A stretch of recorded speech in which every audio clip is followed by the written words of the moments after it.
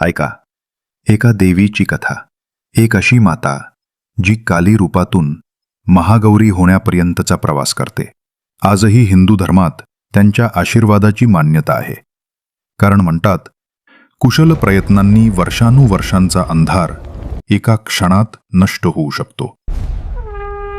खूप काळापूर्वी जगावर अराजकता आणि अंधाराचे राज्य होते. राक्षस शक्तिशाली होते, देव हैराण होते. तेव्हा काळी माता प्रकट झाल्या, भयावह रूप धारण करून. त्यांच्या जटांतून ज्वाळा उसळत, त्यांच्या गर्जनेने पर्वत हादरून जात. त्यांचे युद्ध विशाल आणि भीषण होते. त्यांनी आपल्या 10 भुजांमध्ये अस्त्रशस्त्र धारण केली, राक्षसांचा संहार केला आणि अंधाराला मागे ढकलला. परंतु त्या युद्धानंतर त्यांना प्रचंड थकवा आला. काळी मातेने हिमालयात गंगेत स्नान केले. थंड पाण्याने त्यांना स्पर्श करताच त्यांचे काळे रूप हळूहळू गोऱ्या, निर्मळ, महागौरी स्वरूपात रूपांतरित झाले. महागौरी या नावाचा अर्थ शुभ्र आणि निर्मळ रूप असलेली देवी.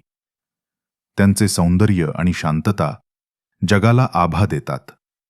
परंतु त्यांची शक्ती तितकीच अचल आणि दैवी आहे.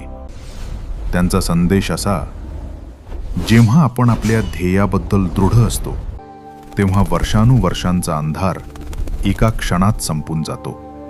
नवरात्रीतील 8व्या देवीस वंदन, माता महागौरी.